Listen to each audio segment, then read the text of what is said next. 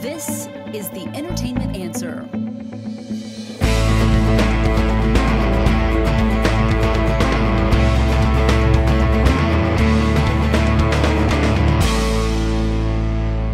Top agents from around the world.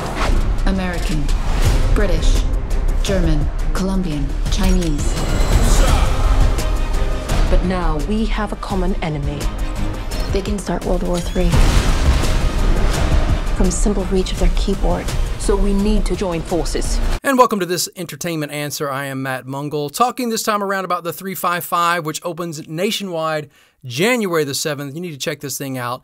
When a top secret weapon falls into mercenary hands, a wild card CIA agent joins forces with 3 international agents on a lethal mission to retrieve it while staying a step ahead of a mysterious woman who's tracking their every move. I was excited about this film. I saw the trailer a couple months ago, I guess, and I was really pumped about it, especially for the cast, which we're going to talk about in a second. The premise, which again we're going to get into a little bit later on. But what really intrigued me was just the overall package of it. And then I saw that it was releasing in January, and I was like, oh, yikes, okay. And we'll get into why that struck me the way it did. Maybe January doesn't bother you for movies. But for me and a few people I know, it's almost like, well, we'll talk about that in a second.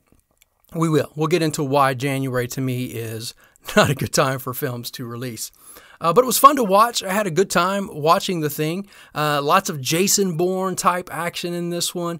It tried too hard a few times, maybe, give it that, but most films like this do.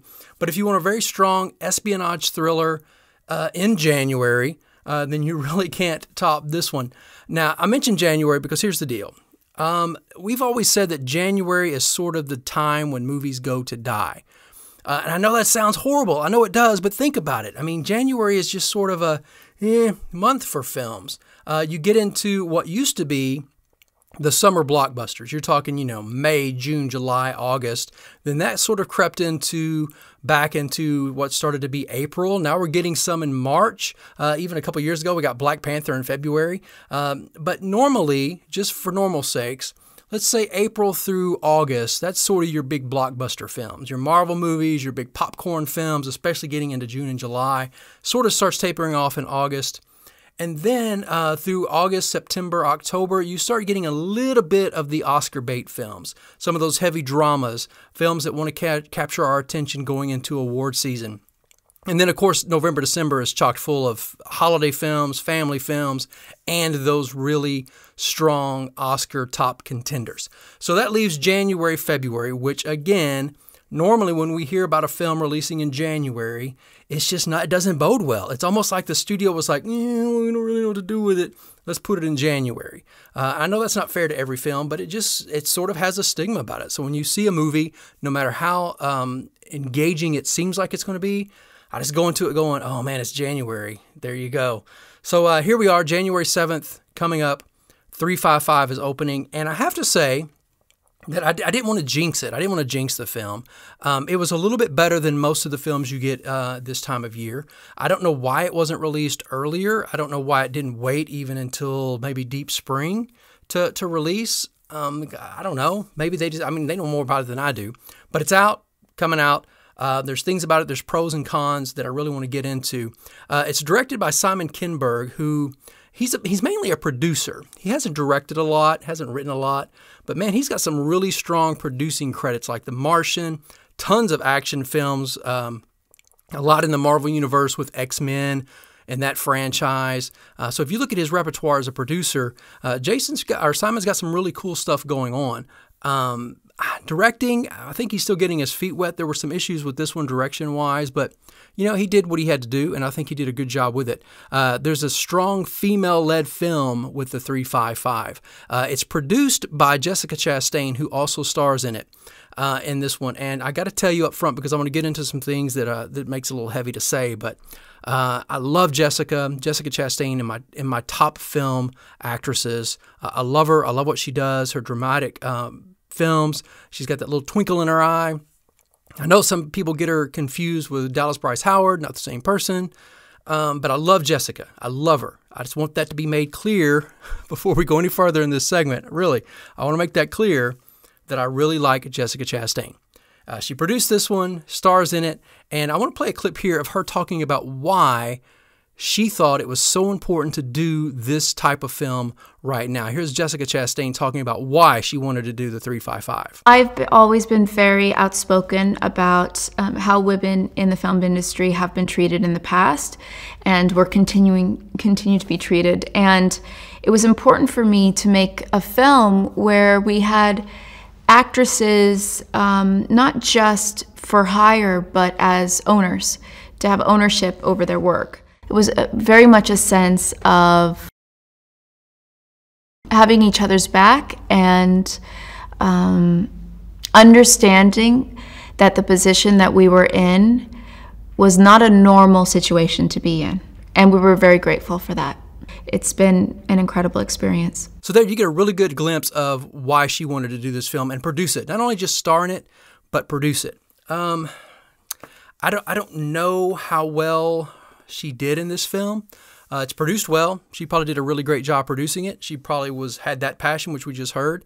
The pros of this is the cast that she brings around her. You've got Jessica Chastain, you've got Diane Kruger, you've got Penelope Cruz, you've got Lupita Nyong'o. These are all really strong, powerful women. So that cast coming together in this almost Ocean's 11 meets Jason Bourne type film really works well. Story strong. You got some high-tech gadgets, some cyber wars. Cyber war is the new thing. You know, it used to be Cold War and bombs and all of that, but now it's just little cards and little technology that can just destroy the world. And, you know, there may be an issue with what they can do tech-wise. I know all these films, it's like that. Every time I watch these films, a lot of people do this, and you're like, oh, man, that's just a little bit too... Technology's not quite where you're saying it is.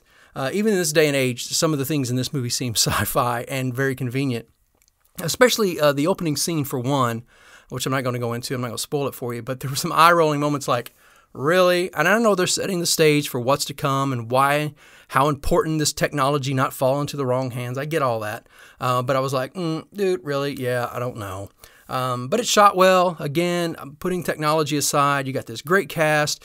These incredible fight sequences that are good, action-packed wall to wall, beginning to end, full of action, espionage, some twists in there. There's some things that I won't give away, but some things happen. You're like, oh, I didn't see that coming. That's kind of cool.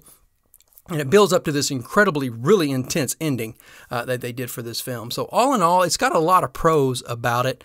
There are some cons, too, though, about it. Believably, it was hard. It was hard to believe a lot of what was going on. Too many times the characters seemed lost, and these are really great actresses. These are great actresses and strong characters, but when they got outside of the comfort zone of either their character or the actress herself got out of the comfort zone, it was really tough, and you could tell those moments, man. Those moments are so clear back and forth when they're in and when they're out. They shine like no other when they're in their elements, as always. These are really great actresses. Diane and Lupita, they lead the pack for sure. They probably have the least amount of uh-oh moments as far as seeming out of place where they are. They really carry this thing, even though Jessica Chastain's character is the main character. Diane and Lupita really come on strong in this one for sure. And I'm going to say it again. I'm going to say it through this entire segment. I really love Jessica Chastain. I do. She's phenomenal. You look at her repertoire of films, nobody delivers drama. Nobody delivers even comedic timing, sort of like Jessica does. We've seen her in so much. Just saw her in The Eyes of Tammy Faye, which she's probably going to be nominated for an Oscar for. We've seen her in so many great films. And films, too, where she was a strong woman, like putting stuff together, like just really a strong businesswoman, really strong sense of direction, really a great countenance about her, so she can carry herself very well. This is the first time I've seen her in this sort of intense action, and I gotta say, it was rough. It was almost like I don't know. She wasn't selling it to me. She would sell it to me when she's like, you know what? There's this gadget out there. We got to get together. We got to find it. We got to get it back. We got to do whatever it takes to get it back. I'm like, dang, I believe that. Boom, go. But then she picks up a gun and she starts doing these like fisticuffs and these and fight scenes, and I'm like, that's not right. That doesn't look right at all. It just took me out of the moment. It's almost like, and I hate to say this, because I'm going to say it again, I love Jessica. I love her to death. but it was almost like if you could picture like this really strong, powerful mom who has it all together. And then every now and then on the weekend, she goes off to one of those retreat things where you can shoot guns at targets and pretend to be something. That's what it seemed like. It seemed like she was pretending to be this like stone cold agent, spy, killer woman. And it was just, she just wasn't selling it. It wasn't in her eyes. It wasn't in her actions. And in comparison, you watch Diane Kluger in this, and man, she has got the gaze down. She is intense. You believe every moment that this woman has lived on the streets, kicking butt, being a spy, getting shot at, being just near death, doing everything that it takes to get the job done on her own, alone. You look at her face, you look in her eyes, sold. You look at Jessica and it's like, she just put some cookies in the oven and now she's out here trying to find this tech gadget.